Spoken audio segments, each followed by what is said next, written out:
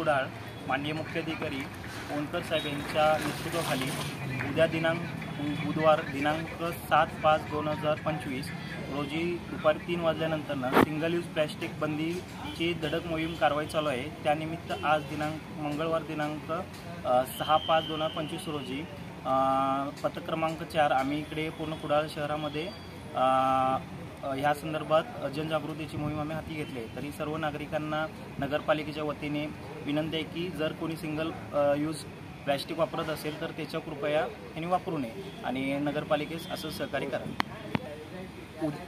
उद्यापासून जर कारवाईच्या दरम्यान काही असं प्लॅस्टिक आढळून आलं तर ₹5,000 इतका दंड त्या व्यावसायिकावर त्या आस्थापनेवर आकारला जाईल नगरपालिकेने। धन्यवाद।